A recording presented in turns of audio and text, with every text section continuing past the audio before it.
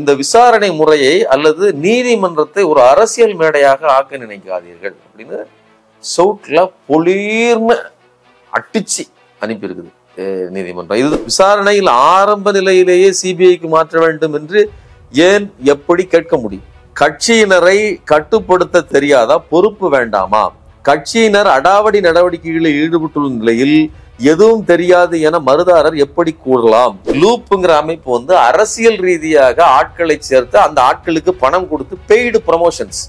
நீங்க இந்த விவகாரத்துல ஒரு ஆடியோ நம்மளுடைய இதுல ஆடியோ போடுறீங்க. ஒரு சின்ன இன்ஃபுளுன்சருக்கு ஒரு வீடியோ போடுவதற்கு ஒரு 3 நிமிஷம் வீடியோவுக்கு 25,000 ரூபாய் செலவு பண்றாங்கன்னா நீங்க போய் அமித்ஷாவை சந்திக்கிறீங்க, பேச்சுவார்த்தை நடத்துறீங்க. அமித்ஷா அங்க இருந்து விஜய் கிட்ட பேச்சுவார்த்தை நடத்துறாரு, கால் பண்ணி பேசுறாரு. ஆமா, அவர்களே சிபிஐ கிட்ட போவதுங்கிறது பாஜகவின் கஸ்டடியில் தங்களை முழுவதுமாக ஒப்பு கொடுப்பது. ஆண்டவர்கிட்ட ஒப்பு கொடுக்கிற அமித்ஷா கிட்ட ஒப்பு கொடுத்துட்டாங்க. அரண் செய்தியாளர்களுக்கு வணக்கம். நான் மதன் அறிவழகன். இன்றைய நமது சிறப்பு விருந்தினர் தோழர் சுமன் கவி அவர்கள். நிறைய விஷயங்கள் வாதிக்க இருக்கிறோம், அவரை வரவேற்கலாம். வணக்கம்.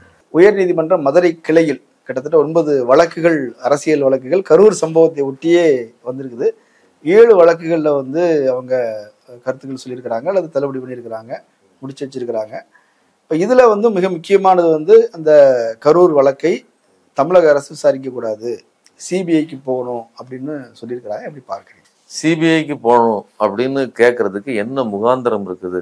ஒரு விசாரணை, நீங்கள் விசாரணை வளையத்துக்குள் கொண்டு போய் விசாரணை நடத்தினால் அந்த விசாரணை எங்களுக்கு சரியா இல்லை, விசாரணை முறை சரியாக இல்லை, இவர்கள் தப்பா விசாரிக்கிறாங்க, எங்களுக்கு நம்பிக்கை இல்லைன்னு சொல்லுவாங்க. நம்பிக்கை இல்லை ஒண்ணு. இன்னொன்னு, அப்படி நம்பிக்கை இல்லைன்னு சொல்றதுக்கும் அதுல பாதிக்கப்பட்ட தரப்புல இருந்து வந்தா தான் நீங்க யாரு, நீங்க எதுக்காக, உங்களுக்கு நம்பிக்கை வரணும்னா நீங்க யாரு? நீங்க அதுல பறி கொடுத்தவரா? அப்பா நாத்தாலன்னா குழந்தைங்க இது யாராவது பறி கொடுத்தவங்களா? நீங்க இந்த வழக்கு சரியா விசாரிக்கப்படலை அப்படின்னு சொல்றதுக்கு ஆரம்பிக்கிறதுக்கு முன்னே நாங்க அங்கதான் போவோம்னு சொல்வது எப்படி சரியாக இருக்க முடியும்? நீங்க இந்த விசாரணை முறையை அல்லது நீதிமன்றத்தை ஒரு அரசியல் மேடையாக ஆக்க நினைக்காதீர்கள் அப்படின்னு சவுட்ல பொலிர்னு அட்டிச்சு அனுப்பியிருக்குது நீதிமன்றம். இதுதான் ரொம்ப முக்கியமானது. இது நீதிமன்றத்தை ஒரு அரசியல் மேடையாக, பொலிட்டிக்கல் ஸ்டேஜா மாத்தாதீங்கன்னு சொல்றதுங்கிறது விஜயினுடைய தரப்பு எப்படி எல்லாவற்றையும் அரசியல் செய்யலாம், ஒரு கொலையில கூட எப்படி அரசியல் பண்ணலான்னு இருக்கிறாங்க அப்படிங்கிறதுக்கு ஒரு எடுத்துக்காட்டா இருந்திருக்கு. இல்ல, அவங்க தரப்புல என்ன சொல்றாங்க அப்படின்னா, இது முழுக்க முழுக்க காவல்துறை மிஸ்ஹேண்டில் பண்ணதுனால வந்த பிரச்சனை, எங்க மேல எந்த தப்பும். விஜய கூட சொல்றாரு, நாங்க நீங்க சொன்ன இடத்துல பேசினதை தவிர வேற எதுவுமே இல்ல. அந்த விவகாரத்துல காவல்துறை மேல சிறு விமர்சனம் வைக்கப்பட்டிருக்குது. என்ன அப்படின்னா, முதல்ல என்னன்னா, நீங்க அங்க இருந்த மக்களுக்கு உரிய குடிநீர், தண்ணீர் எல்லாம் வழங்குனீங்களா? நான் அந்த உங்களுக்கு அப்படியே வாசி காமிக்கிறேன். என்னென்ன சரத்துங்கிறது முக்கியமானது. சிபிஐ விசாரணைக்கு உத்தரவிட நீதிபதிகள் மறுப்பு. நீதிமன்றத்தை அரசியல் மேடையாக்க வேண்டாம். சிபிஐ விசாரணை கோரிய மனுதாரர் பாதிக்கப்பட்டவரா? போலீஸ் விசாரணையில் திருப்தி இல்லை என்றால் விசாரணை மாற்றலாம். ஒருவேளை இவங்க விசாரிக்கிறது தப்பா இருக்குன்னா மாற்றலாம். விசாரணையில் ஆரம்ப நிலையிலேயே சிபிஐக்கு மாற்ற வேண்டும் என்று ஏன் எப்படி கேட்க முடியும்? சிபிஐ விசாரணை கோரிய மனுக்கள் விசாரணைக்கு உகந்தவை அல்ல. இந்த மனுக்களே முதல்ல அன்பிட்டு. உங்களுக்கு கேட்கிற தார்மீக உரிமை இல்லை, கேட்கறதுல எந்த முகாந்திரமும் இல்லை. அரசை பொறுத்தவரையிலும் போலீஸுக்கு சொல்லப்பட்ட இதுல அரசு இந்த விஷயத்தில் சரியாக இயங்குகிறது. எந்தவித அரசியல் மாச்சரியங்களோ அல்லது பாரபட்சமோ இல்லாமல் சரியாக இயங்கி இருக்கிறது. இவர்கள் வந்தவர்களுக்கு உரிய தண்ணீரையும் பாதுகாப்பையும் ஏன் வழங்கவில்லை? ஆமா, டிவிக்காரங்களே நிர்வாகிகளை பார்த்து நீங்க இத்தனை பேரை கூட்டுறீங்க இல்லையா, ஏன் நீங்கள் உரிய பாதுகாப்பு நடவடிக்கைகளை எடுக்கவில்லை அப்படின்னு கேட்டிருக்காங்க. இதையெல்லாம் ஏன் காவல் அதிகாரிகள் செக் பண்ணல? நீங்க எல்லாம் இதெல்லாம் சரியா வச்சிருக்கீங்களா, தண்ணி எல்லாம் ரெடி ஏற்பாடு பண்ணிட்டீங்களா அப்படிங்கிற இதை நீங்க பரிசோதிச்சிருக்கணும் இல்லையா அப்படின்னு. ஆனா அப்படி இது வரைக்கும் இந்த சிஸ்டத்திலே கிடையாது இல்ல. ஆமா, காங்கிரஸ் உருவாகி கூட்டம் நடத்தின காலத்துல இருந்து காவல்துறையில போய் செக் பண்றதுங்கிறதே கிடையாது. கட்சியினரை கட்டுப்படுத்த தெரியாதா? பொறுப்பு வேண்டாமா? கட்சியினர் அடாவடி நடவடிக்கைகளில் ஈடுபட்டுள்ள நிலையில் எதுவும் தெரியாது என மருதாரர் எப்படி கூறலாம்? அரண்சை நண்பர்களுக்கு வணக்கம். அரண்சை ஊடகம் சுயேட்சையாக இயங்குவதற்காகவே உருவாக்கப்பட்டது. நாம் செய்கிற வேலை உண்மையிலேயே மக்களுக்காக செய்கிறோம் என்பதை நீங்கள் நம்பினால், வாய்ப்பு இருந்தால் இந்த ரேசர் பே கியூஆர் கோடுக்குள்ளே நீங்கள் வந்து அதை ஸ்கேன் பண்ணி எங்களுக்கு உங்களால் இயன்றதை விருப்பம் இருந்தால் ஆதரவு தெரிவிக்கலாம். கட்சியினரை கட்டுப்படுத்த தெரியாத பொறுப்புடன் செயல்பட வேண்டாமா? விஜயின் பிரச்சார இந்த விஷயத்துக்காக வழக்கப்பட்ட இதுல வந்து இப்படி ஒரு கேள்வி கேட்டிருக்காங்க. சோ எதுக்கு இப்படி சொல்றோம்னா, எல்லா கேள்விகளும் இது வரைக்கும் ஒரு கான்ஸ்பிரசி தேரிய யாரோ வந்தாங்க, 4 பேர் குத்துனாங்க, குடஞ்சாங்க, அதாவது வாயில் வந்ததை எல்லாம் பேசினார்கள் இல்லையா, அவர்களுக்கு எதிராக முத்தாய்ப்பாக சொல்லப்பட்டது, இந்த இடத்தை அரசியல் மேடையாக்காதீங்க, பொய் சொல்லாதீங்க, நீங்கள் ஏன் பாதுகாப்பு வழங்கவில்லை அப்படிங்கிற கேள்வி கேட்டிருக்கிறது. இந்த ஸ்ப்ரே அடிச்சாங்க, அதுக்கப்புறம் இந்த கத்தி குத்துனாங்க, கலவரம் பண்றதுக்கு ஒரு 1000 பேர் உள்ள வந்தாங்கன்னு ஒரு கான்ஸ்பிரசியை வந்து சொன்னாங்க இல்லையா, இது சம்பந்தமா ஏன் வழக்கே போடல? அவங்க தான் அதை இன்ஃப்ளூயன்சர்ஸ் தான் நிறைய பேர் வந்து பேசுனாங்க. அது டிவிக்கு ஆதரவோ எதிர்ப்போ அல்லது என்னவோ பணம் கொடுத்துன்னு சொல்றாங்க என்னவோ, ஆனா நிறைய பேர் பேசி வழக்குகள்லாம் வந்திருக்குது. ஸோ அவ்வளவு தூரம் ட்ரெண்ட் பண்ணப்பட்ட டிவிக்கு சார்பாக பேசப்பட்ட ஒரு கருத்து, அதுக்காக ஏன் வழக்குக்கு போல? அதாவது கான்ஸ்பிரசி தியரி, சதி கோட்பாடுகள், ஏற்கனவே அங்க சதி ஏதோ நடந்துருச்சுன்னு சொல்லி ஒரு சதி கோட்பாட்டை இவர்கள் முன்மொழிகிறாங்க. இதற்கு எதிராக நடவடிக்கை எடுக்கப்பட்டுதான்னா பட்டுச்சு. நீங்க வந்து ஃபெலிக்ஸ் ஜெரால்டு மேல அவங்க வந்து கூட்டு போனாங்க, அவங்க வந்து அரெஸ்ட் பண்ணாங்க.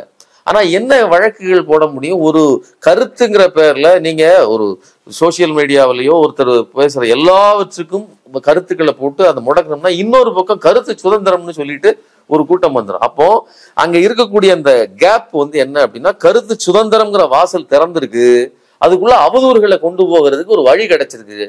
அந்த அவதூறுகளை இவங்க முதல்ல ஃபீட் பண்றாங்க. எப்படி பண்றாங்க? நீங்க வந்து ரூட்ஸ்னு ஒரு அமைப்பு இருக்குது, லூப் அப்படின்னு ஒரு அமைப்பு இருக்குது. அதுல வந்து லூப்புங்கிற அமைப்பு வந்து அரசியல் ரீதியாக ஆட்களை சேர்த்து அந்த ஆட்களுக்கு பணம் கொடுத்து பெய்டு ப்ரமோஷன்ஸ். நீங்க இந்த விவகாரத்துல ஒரு ஆடியோ வந்து நம்மளுடைய இதுல வந்து ஆடியோ போட்டுறீங்க, அதுல வந்து ஒரு ஆள் கேட்க சொல்றாப்புல, நீ ஏற்கனவே ஒரு வீடியோ போட்டீங்க இல்லையா, அதே மாதிரி இந்த விஷயத்த ப்ரமோட் பண்றதுக்கு உதவி செய்யுங்க, நாங்க இந்த முறை 25,000 ரூபாய் தரோம், போன முறை அமௌண்ட் கொடுத்தோம், இந்த தடவை நாங்க 25,000 ரூபாய் தரோம் அப்படின்னு பேசியதற்கான ஆதாரங்கள். அதாவது தாவேகா சார்பில் நீங்கள் பேசணும். இப்போ ஒரு சின்ன இன்ஃப்ளூயன்ஸருக்கு ஒரு வீடியோ போடுவதற்கு ஒரு 3 நிமிஷ வீடியோவுக்கு 25,000 ரூபாய் செலவு பண்றாங்கன்னா, இப்போ வந்து திடீர்னு முக்கியஸ்தர்கள் பல பேர், இதுவரைக்கும் முற்போக்காளர்கள், பெரிய பெரிய அறிவுஜீவிகள்னு சொல்லிட்டு இருக்கவங்க எல்லாம் வந்து மெய்ப்பனே வருக அப்படின்னு சொல்லி விஜய் வந்து அவதாரமா கூப்பிடுறாங்கன்னா, அதுக்கு பின்னாடி எவ்வளவு நான் என்ன கேக்குறேன்னா, இப்போ இவர்கள் எல்லாம் இப்ப எந்த அளவிற்கு ஒரு சின்ன போஸ்டுக்கு 3 நிமிஷ வீடியோவுக்கு இவ்வளவு பெரிய பணம்னு சொன்னா, இப்படி தன்னுடைய இமேஜையே மொத்தமா இவ்வளவு நாள் நான் முற்போக்காளர் பெரியாரின் பேத்தின்னு காட்டிக்கிட்டு இருந்தவங்க எல்லாம்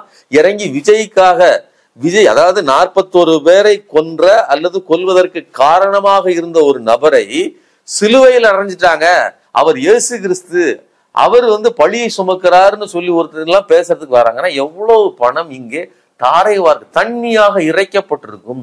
அவ்வளவு வைடா கொடுத்துருப்பாங்க. அதுதான் நிகழ்ச்சி நடந்த அடுத்தடுத்த நிமிடங்கள்லயே பணத்தை கோடிக்கணக்கில் அள்ளி செலவழித்து, சாதாரண நீங்க முக்கியஸ்தர்களை அசைச்சா போதுங்க, இன்ஃப்ளூயன்சர்ஸ், இந்த மாதிரியான பெரிய பெரிய அறிவுஜீவிகள் இவர்கள் எல்லாம் பிடிச்சி கையில வச்சுக்கிட்டு இந்த விஷயங்களை பரப்பினால் போதும்.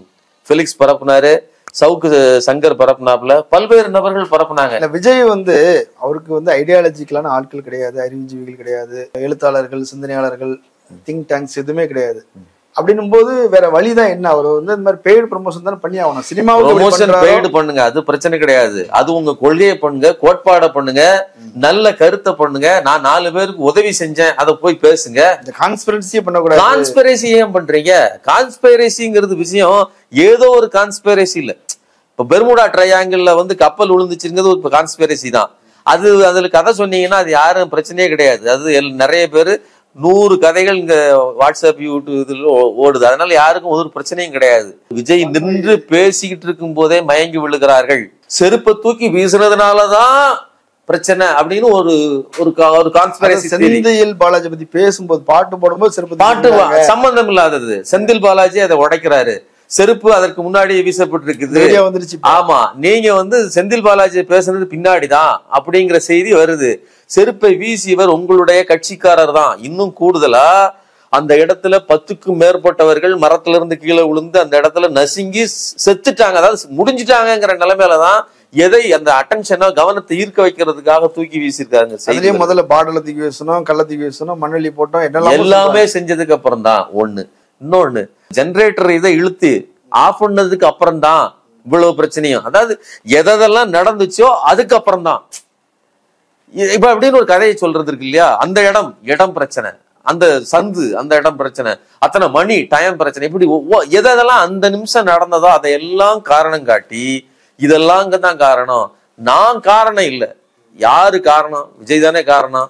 அந்த இதுல இருந்து தப்பிப்பதற்கு எல்லா காரணத்தையும் சொன்னாங்க. இன்னொன்னு, மரத்துல ஏறியதும், கரண்ட் கம்பியில தவ்வுனதும், எல்லா கூரை மேல ஏறி உடஞ்சி விழுந்ததும், வண்டிக்குள்ள போய் பைக் இப்படி போய் உசுக்குன்னு உள்ள போகுதுங்க காருக்குள்ள, பார்த்தாலே நமக்கு பதறுது, அடி வயிறு.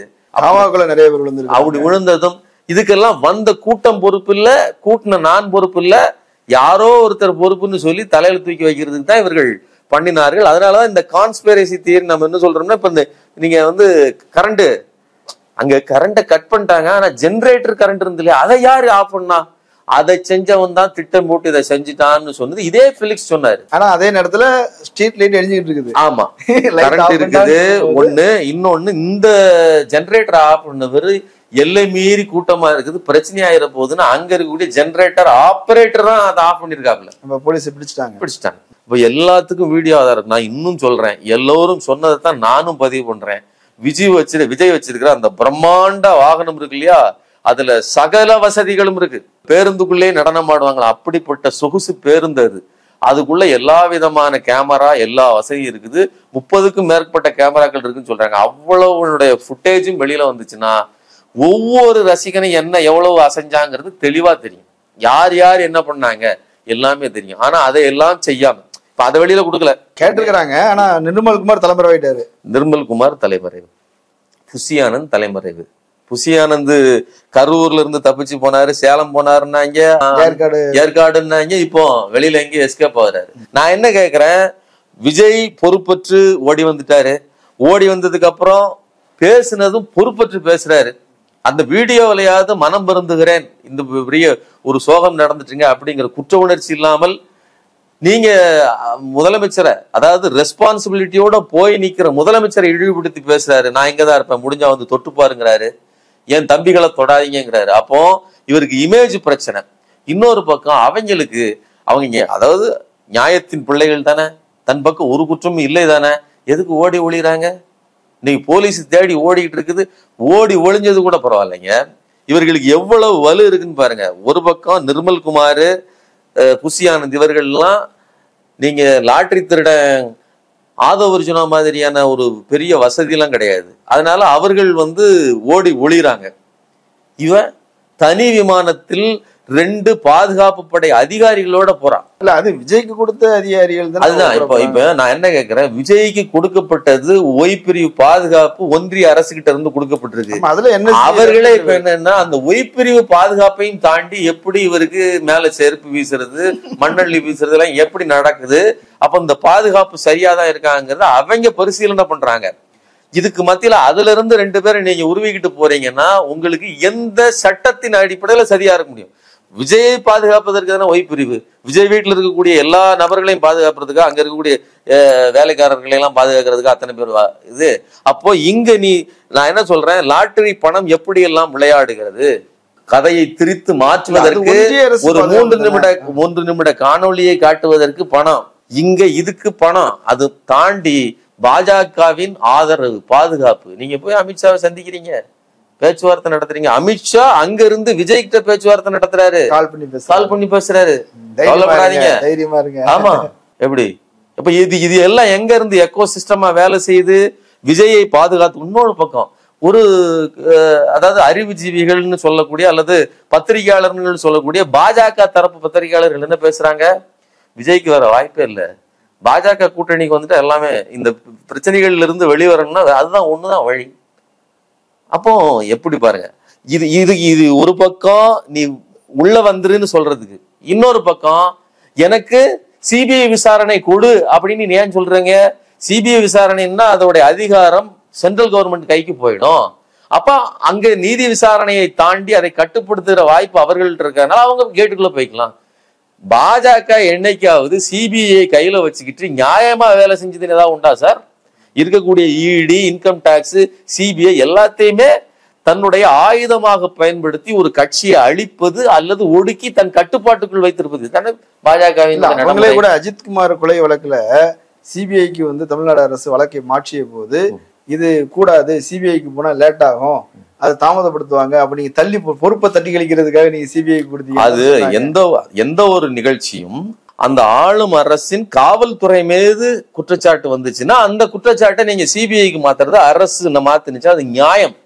நீங்க வந்து தூத்துக்குடி துப்பாக்கி சூடு நடக்கும்போது அதை சிபிஐக்கு மாத்துங்கன்னு அமைப்புகள் சொல்லுது, அங்க போராடியவர்கள் சொல்றாங்கன்னா அதுக்கு ஒரு நியாயம் இருக்குது. ஒன்று போராடியவர்கள் அதுல நின்னவங்க, பாதிக்கப்பட்டவங்க. இன்னொன்னு அது குற்றம் சுமத்தப்படுவது அந்த காவல்துறை.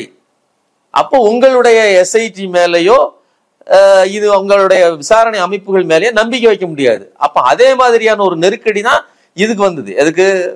அஜித்குமார் விவகாரத்துல காவல்துறை மாரி தான் பழி. அப்ப சிபிஐக்கு மாத்தினீங்கன்னா ஒரு நியாயம் இருக்குது. அப்ப அரசு செஞ்சது சரி. அந்த நேரம் நீ என்ன சொன்ன? அப்படி மாத்தினா அது இழுத்தடிப்பு செய்வாங்க, அது அப்படியே கேஸ விட்டுறலான்னு இதே ஆதரவு தான் பேசுங்க, இதே வாய். அப்ப இது வாயா? இது என்னது?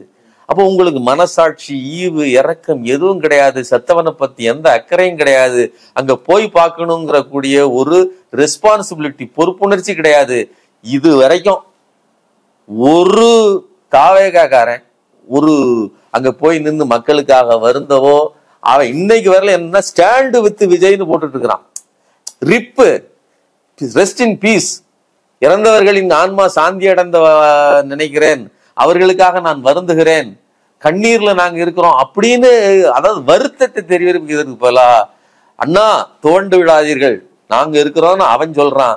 அவன் சொல்றதையே அறிவு ஜீவின்னு வந்து உட்கார்ந்துக்கிட்டு நீங்கள் இந்த மந்தைக்கு, அதாவது இந்த கூட்டத்தை எல்லாம் மேய்க்கிற மேய்ப்பனாக நீங்கள் இருக்கிறீர்கள், தோண்டு விடாதீர்கள்னு ஒரு அறிவுஜீவி ஒருத்தங்க சொல்றாங்கன்னா இதை எப்படி உருவாக்கி வச்சிருக்காங்க பாருங்க. மேல இருந்து கீழே வரலாம். விஜய் போகலன்னு விமர்சனங்கள் வந்தது. விஜய் மட்டும் இல்ல, டிவிக்காரங்க, நிர்வாகிகள், மாநிலம், மாவட்டம் யாருமே போகல. இப்போ வரைக்கும் தலைமறைவா இருக்கிறாங்க, அது எங்க இருக்கிறாங்கன்னு தெரியல, வேலை செய்யல. ஆனா இப்ப விஜய் போக போறாரு அப்படின்னு ஒண்ணு இப்ப இன்னைக்கு அது செய்தி. இப்ப நீங்க இப்ப பேசிட்டு இருக்கிற நேரத்துல விஜய் ஆயத்தப்படுத்துறதுக்கான வேலைகளை உத்தரவிட்டுட்டார், போறாரு. இந்த தீர்ப்புகள் வந்த உடனே ஒரு கிளம்புறாரு அப்படிலாம் வந்து செய்திகள் வருது. சோ விஜய் பார்க்க போறாரு அப்படின்னு வந்துச்சு இல்ல? எப்போ போகணும்? அதாவது நீங்க அந்த நிமிஷமே அங்க இருந்தே போயிருக்க முடியும். நான் சொல்றது வந்து உங்களுக்கு பக்கத்துல அத்தனை பவுன்சர்ஸ் இருக்காங்க, அவ்வளவு பாதுகாப்பு இருக்கு. அங்க எவ்வளவுதான் பாதிப்பு, எத்தனைதான் நெருக்கடி இருந்தாலும் அங்க இருக்கிற மக்கள் உங்களை ஒண்ணும் பண்ணிட போறதில்லை. தன் பிள்ளைய பெத்தவ இறந்த பிள்ளைய கையில வச்சுக்கிட்டே விஜய் ஒரு விஜய் தான் இருக்காரு, அவரை பாதுகாக்கணும்னு சொல்ற தாய்மார் தான் இங்க இருக்காங்க. அந்த அளவுக்கு விஜய் மேல ஒரு பற்று இருக்கிறவங்கள போய் அந்த நிமிஷமே பார்த்திருந்தா உங்களுக்கு நெஞ்சில ஈரம் இருக்குன்னு சொல்லியிருக்கலாம். சரி, நீங்க 3 நேரம் பேசுறதுக்கு உங்களுக்கு வந்து பிரஸ் இடம் கொடுத்துச்சு, பிரஸ்லயாவது உங்களுடைய வருத்தத்தை தெரிஞ்சா சொல்லியிருக்கலாம்.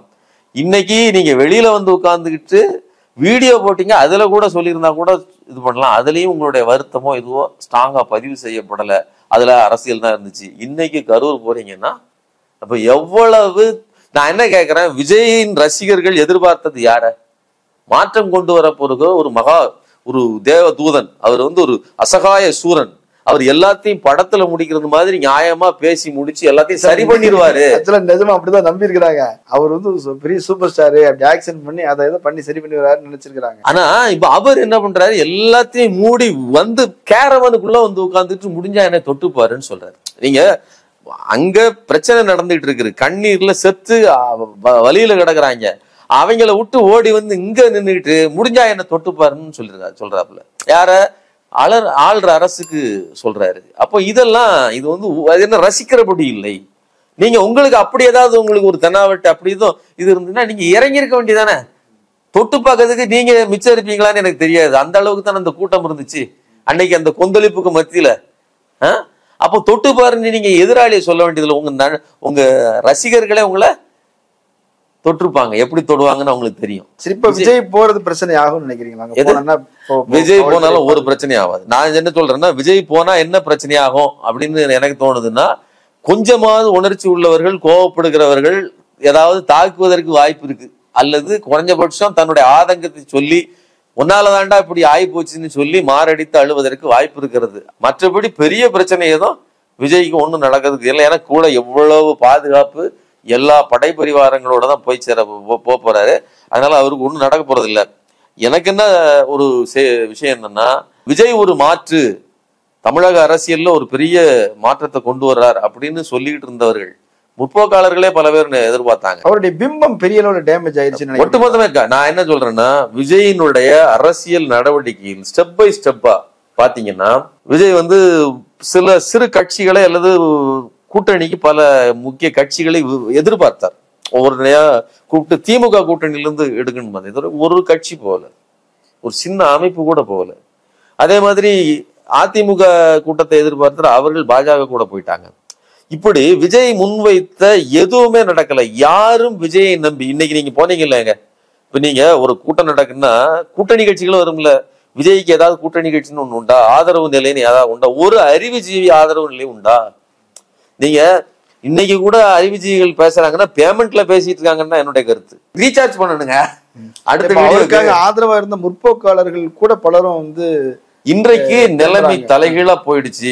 இந்த கூட்டத்தை நம்பி இப்படி நீங்க வந்து காவு கொடுக்கறதுக்கு தயாராயிட்டீங்கல்லாங்க. நான் என்ன கேக்குறேன், உங்களுக்கு கூட்டம் செத்து போச்சுங்கிற கவலை இல்ல, அதுக்கு அப்புறம் கலவரம் பண்றதுக்கு கூடுதலா, அதாவது வெளியில வந்து நின்றுட்டு ஆதரவு வருச்சுன்னா ட்வீட் போடுறாரு, ஜென்சி போராட்டம் மாதிரி புரட்சி நடக்கும் அப்படிங்கிறாரு. ஏன்டா நீ லாட்டரி வித்த பணத்துல வச்சுக்கிட்டு பல பேர் உயிரை குடிச்சுக்கிட்டு நீங்க வந்து விளையாட்டு பண்ணிட்டு இருப்பீங்க, யாருக்கும் பாதுகாப்பு தராம கூட்டம் நடத்துவீங்க. உங்களை பாதுகாப்புறது நாங்க வந்து நின்று உயிர் மறுபடியும் உயிரை கொடுக்கணுமா அப்படிங்கிற கேள்வி இன்னைக்கு பல மக்கள்கிட்ட இல்ல, தாவேகா நிர்வாகிகளிடம் வந்திருக்குது. அவங்களே நிறைய வீடியோ எல்லாம் போட ஆரம்பிச்சாங்க. இப்போ உங்களுக்கு கூட்டணி இல்லைங்கிறது மட்டும் இல்ல, விஜயினுடைய அந்த அந்த பூச்சா இருக்கு இல்லையா, அந்த அந்த 2-3 நாள் அவர்களுடைய பெய்டு ப்ரமோஷன், அது இன்னைக்கு பேமெண்ட் இல்ல, இன்னைக்கு இறங்கிருச்சு. இன்றைக்கு உண்மை மேல அப்படி மெல்ல வருது. முதல்ல எடுத்த உடனே அவர்கள் காட்டின ஆக்ஷன் எல்லாம் முடிஞ்சிருச்சு, படம் முடிஞ்சிருச்சு. இப்ப நீங்க தியேட்டர் முடிச்சு வெளியில வந்தீங்கன்னா அப்போ ஒரு மாதிரி வெயில் அடிச்சுக்கிட்டு வேற மாதிரி இருக்கும்ல, ஒரு வேற ஃபீல் இருக்கும்ல. இப்பதான் இதுதான் உலகம் அப்படின்னு அந்த 2 நாள் மயக்கத்துல இருந்து இப்பதான் மக்கள் இறங்கி பாக்குறாங்க. உண்மையை சொல்றதுக்கு இன்னைக்கு நிறைய பேர் வந்திருக்காங்க. விஜயவே தாக்கி அவங்க ரசிகர்களே, நிர்வாகிகளே கூட, இப்ப கள்ளக்குறிச்சி அந்த பையன் இப்போ அவனை மிரட்டி மறுபடியும் வேற வீடியோ எல்லாம் போட வச்சிருக்காங்க. நம்ம கூட அந்த வீடியோ போட்டுக்கிறோம். அவன் வந்து சொல்றான், நீ 10 ரூபா பாட்டிலுக்குன்னு நீ சொல்றிய, நீ யோக்கியனான்லாம் கேட்கிற அளவுக்கு மனசு கடுமையான மன உளைச்சல் அவர்களுக்கு. ஏன்னா பெரிய துயரங்க. எந்த தலைவனும் எந்த நபரும் இதுவரைக்கும் ஏற்படுத்தாத ஒரு மிகப்பெரிய சீரழிவு அரசியல் கலாச்சாரத்தை, சீரழிவு அரசியல் கலாச்சாரம். இப்படி ஒருவேளை இது தொடர்ந்துச்சுன்னா இது எவ்வளவு பெரிய மோசம் பாருங்க. இதை வந்து தொடங்கி வச்சது இந்த விஜய் தான் அப்படிங்கிறது அது அவங்க மேல சுமர்றது இல்லைங்க. அந்த பழியை இவங்க தானே வாங்கிக்கிடுறாங்க. நாளைக்கு இந்த கட்சிக்காரன்னு சொல்லி போய் 4 பேர் ஓட்டு போடுங்கன்னு கேட்கணும்ல. வந்த அந்த கூட்டம் மட்டும் ஓட்டு போட்டு எப்படிங்க 10% வரும்? ஒரு தெருவுக்கு 4 பேர் இருப்பீங்களா? 400 பேர் கொண்ட ஒரு ஏரியாவில் 4 பேர் ஓட்டு போட்டா அது 10%? 1% தானே. அப்ப இந்த 1% கூட்டத்தை வச்சு உங்களுக்கு ஒன்னும் நடக்க போறது இல்ல. அது மட்டும் இல்ல, அவங்களே இப்ப என்ன ஆயிட்டாங்க அப்படின்னா, இப்படி ஒரு தொடை நடுங்கியை, ஒரு தற்குறியை தலைவனாக நான் எப்படி ஏத்துக்கிடுறது? நீங்க குற்றம் சொல்றீங்க அவரு மேல, அவரு வந்து நிக்கிறாரு கரூர்ல. செந்தில் பாலாஜி கேக்குறாரு, ஏங்க நான் எப்படி சீக்கிரம் வந்தேன்னு கேள்வி கேட்கறீங்க. நான் இந்த ஊருக்காரன், நான் என்ன ஜப்பான்ல இருந்து இறங்க வேண்டியது இல்லை, நான் இங்க இருந்து வெளியூரா போக முடியும். இதுக்காக கிளம்புனா 3 நிமிஷத்துல ஹாஸ்பிட்டல். ஆமா, நான் என்ன கேள்வி கேட்கறேன்னா ரிவர்ஸ்ல கேட்கறேன், நீ எப்படியா 1/2 மணி நேரத்துல வெளியில போன? நீ 10:22க்கு பேசி முடிக்க 33க்கு வெளியில போயிடுறிய, கூட்டத்தை விட்டு வெளியில போயிடுறிய. நீ 10 நிமிஷத்துல அந்த இடத்த விட்டு காலி பண்ணி நீங்க வந்து வெளியில பைபாஸ்ல ஓடிட முடியும்னா, அவர் சொந்த ஊருக்காரரு பக்கத்துல 20 நிமிஷத்துல வருது, என்ன பெரிய இதா இருக்க முடியும்? அப்போ வந்தவர்களை குற்றம் சாட்டிட்டு வராம இன்னைக்கு வரலும் கிட்ட நிக்காம இருக்கிற உனக்கு எதுக்காக ஸ்டாண்ட் வித் யூன்னு நிக்கணும்? உனக்கு என்ன கை கால் முறிஞ்சு போச்சா? ஸ்டாண்ட் வித் யூன்னு உன் கையை கைகால புடிச்சிட்டு நிக்கிறதுக்கு? உண்மையிலே கை கால் முறிஞ்சு போனவன் நானு, எனக்கு வரல நீ அப்படிங்கிற கேள்வி இன்னைக்கு பல பசங்களுக்கு வந்துருச்சு. அப்போ ஒண்ணு, ஏற்கனவே உங்களுக்கு கட்சி கட்டமைப்பு கிடையாது. அதனாலதான் பெரிய இழப்பே வந்து கட்சி ஆர்கனைசேஷன் கிடையாது. இப்ப இருக்கிறவங்களும் 1-2 பேர் இருந்தவங்களும் இப்ப கட்சியை விட்டு வெளியில ஓடிட்டு இருக்காங்க. இந்த அறிவுத்துறையினர் இருக்காங்க இல்லையா, அதாவது விஜய் ஒரு மாற்று சக்திங்க, எப்படியாவது ஒண்ணு நடந்துருங்க. இளைஞர்களை அரசியல் கொண்டு வர பல பத்திரிகையாளர்கள் எனக்கு தெரியும், முற்போக்குன்னு நினைக்கக்கூடியவர்களே பரவாயில்ல திராவிட கட்சிகளே இருக்குன்னு எது கட்டாயம் இருக்கா அப்படிலாம் கேட்டாங்க. ஒரு புதுசா வந்திருக்காரு பார்ப்போம், வாய்ப்பு கொடுப்போம். பெரியார வந்து விஜய் எல்லாம் திட்டிட்டு இருக்காரு, இவர் பெரியார ப்ரொமோட் பண்றாரு. பெரியார்னு அவன் டோக்கன் வச்சிருக்கான். அப்ப நான் என்ன கேட்கிறேன், விஜய் ரசிகரை விட நீ மோசமா இருக்கிற, பலவீனமா இருக்கிற நான் சொல்றேன். பெரியார்னு சொன்னாட்டா நீ உள்ள போய் உட்கார்ந்துருவா, அவனுக்கு ஆதரவு கொடுப்பா. நீ தான் அவன் பெரியார்னு காட்டி உன்னைய படம் காட்டிட்டு போயிட்டான், அவனுக்கு முழு படத்தை ஓட்ட வேண்டி இருக்குது. உனக்கு ஒரு டோக்கனை காட்டினா போதும் நீ பெரியாரிஸ்ட்னு அவனை அங்கீகரிக்கிறேன்னா நீ பெரியாரிஸ்டா? நான் என்ன சொல்றேன், பெரியாரிஸ்டுகளே முதல்ல தன்னை பரிசோதித்துக் கொள்ள வேண்டும். நான் அவர்கள் இப்ப வந்து அவங்களே பலவீனமா இருக்கிறாங்க, அந்த இடத்துல நான் அடிக்கக்கூடாதுன்னு நினைக்கிறேன். இருந்தாலும் இது ஒரு சஜஷன். அவர் எப்படி ஏமாத்திருக்கான் பாருங்க. அவன் வந்து இத்தனை நாள் ரசிகனுக்கு பல படங்களை ஓட்டி அவன் வந்து ஆதரவை தேடினான். அவங்க ஒரே ஒரு பொய்ய சொன்னான், நான் பெரியாரு அம்பேத்கர் அப்படின்னா நீங்க ஆஹா அப்படின்ட்டு ஜாலரா தட்ட போயிட்டீங்கன்னா அப்ப நீங்க எந்த அளவுக்கு பலவீனமா இருக்கீங்க அப்படிங்கிறத கவனிங்க. அதனால இந்த சினிமா நடிகர்கள் வர்றாங்களா கொஞ்சம் அமைதியா இருங்க. ஆனா அப்படி அமைதி காத்து பின்னாலே விஜய்க்கு ஆதரவு கொடுக்கலாம்னு நினைச்சிருந்தவங்க கூட இன்னைக்கு அப்படியே வண்டி திருப்புன்னு சொல்லி யூ-டர்ன் போட்டு திருப்பிட்டு இருக்கிறாங்க. அந்த அளவில் விஜயினுடைய அரசியல் வந்து ஒரு பக்கம் போயிட்டு இருக்கு. இன்னொன்னு, அவர்களே சிபிஐ போவதுங்கிறது பாஜகவின் கஸ்டடியில் தங்களை முழுவதுமாக ஒப்பு கொடுப்பது. ஆண்டவர்கிட்ட ஒப்பு கொடுக்கிற அமித்ஷா கிட்ட ஒப்பு கொடுத்துட்டாங்க. விஜய் இப்ப அமித்ஷாவின் கையில் அடக்கமாகி இருக்கிறார். அவர் 3வது நாள் உயிர் தெழுவாரா அல்லது அவங்க எப்படி பொத்துனாப்புல வச்சுக்கிடுவாங்களான்னு அரசியல் எதிர்காலம்ங்கிறது விஜய்க்கு கேள்விக்குறிலாம் இல்ல, ஓரளவுக்கு அடக்கம் பண்ணப்பட்டு விட்டாருங்கிறது என்னுடைய கருத்து. நிறைய தகவல்களை சொல்லியிருக்கிறீங்க, தெளிவாகவும் விளக்கமாகவும் சொல்லியிருக்கிறீங்க. மக்களுக்கு இது பயனுள்ளதாக இருக்குன்னு நினைக்கிறேன். கலந்து கொண்டு கருத்துக்களை பயன்படுத்தி நன்றி. நேரில் மற்றொரு விருந்தினோடு மீண்டும் சந்திக்கலாம். நன்றி.